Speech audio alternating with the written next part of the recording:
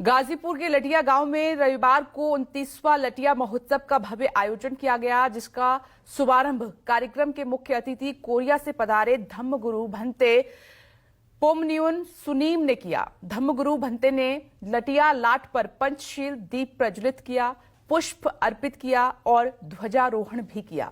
ये भी बताया कि कैसे सम्राट अशोक ने बुद्ध के शांति और अहिंसा के संदेश को दुनिया के कोने कोने तक पहुंचाया।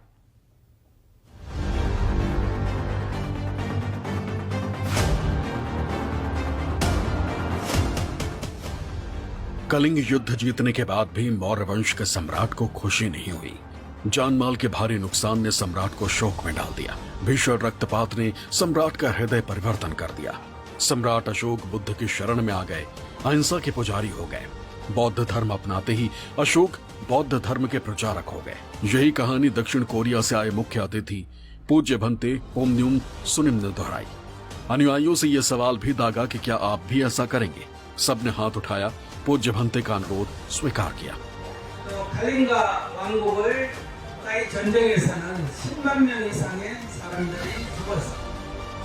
हर साल की तरह इस साल भी भारत लेनिन अमर शहीद बाबू जगदेव प्रसाद के जन्म दिवस पर गाजीपुर के लटिया गांव में 29वां लटिया महोत्सव मनाया गया।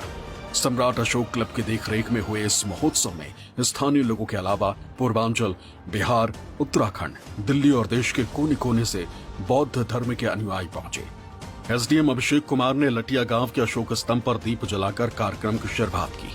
महोत्सव में विश्व समुदाय के साथ मधुर संबंध बनाने में भगवान बुद्ध और सम्राट अशोक की भूमिका पर आयोजित संगोष्ठी हुई, जिसमें बतौर मुख्य अतिथि जुगंतो सोसाइटी कोरिया के संस्थापक पूज्य भंते पोमन्यून सुनिम ने भगवान बुद्ध के आदर्शों पर बात की, सम्राट अशोक की शख्सियत पर रोशनी डाली।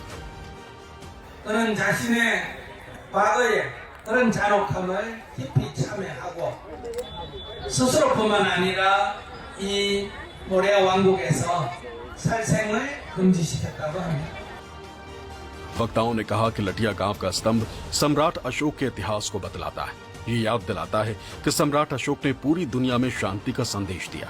भगवान बुद्ध शांति के पुजारी हैं। जैसे संविधान और राष्ट्रीय ध्वज हमारी शान है, तो अशोक स्तंभ हमारी पहचान है। अगर मानवता के स्तंभों को बचाना है, तो सम्राट अशोक के स्तंभों को भी बचाना होगा। उनके संदेशों को जन जन तक पहुंचाना होगा। ये आपसी भाईचारा बना रहे इस देश में, उस क्रम में यहाँ कार्यक्रम चलता है। South Korea,